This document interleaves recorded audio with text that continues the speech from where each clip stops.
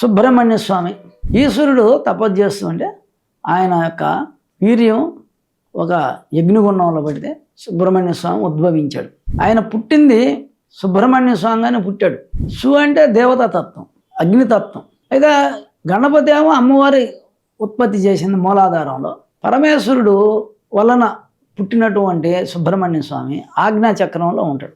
ఏ విధంగా అంటే మూలాధారంలో మనం తిన్న ఆహారం మూలాధారంలో ఎసెన్స్గా మారుతుంది, వీర్యంగా మారుతుంది. ఆ వీర్యమే తేజస్సుగా మూలాధారంలో అనులోమ వినులోమ ప్రాణాయామం చేస్తే రెండు ఏకం చేయాలి. రెండు స్వరాలు మూలాధారంలో ఏకం చేస్తే అగ్ని పుడుతుంది. ఆ ఎసెన్స్ సుషుమ్నాడి ద్వారా 6 చక్రాలు దాటి అడికి వస్తుంది. అప్పుడు షణ్ముఖుడు అయ్యాడు. పుట్టిందేమో ఫస్ట్ ఆయన సుబ్రహ్మణ్య స్వామి. మూలాధారంలో ఈ అగ్ని ఉంటుంది, కుండలిని శక్తి. దానికి 2 స్వరాలు మూలాధారానికి కలిపితే మూలాధారం నుంచి ఒక్కొక్క చక్రాన్ని దాటుకుంటూ ఒక్కొక్క చక్రం వికసిస్తూ ఆజ్ఞా చక్రానికి వస్తే ఇక్కడ ఎడముక్కు వల్లి, కుడిముక్కు దేవసేన. వల్లి అంటే సంసారానికి సంబంధించిన జ్ఞానం, దేవసేన అంటే జ్ఞానం, ఆత్మజ్ఞానం.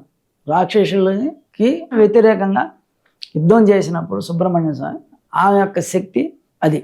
అంటే సూర్య స్వరం వల్ల దేవసేన అనే ఆమె పవర్ఫుల్ అన్నమాట. ఈ 2 ఆజ్ఞలో ప్రాణాయామం చేస్తే వల్లి దేవసేన కళ్యాణం జరిగినట్టు.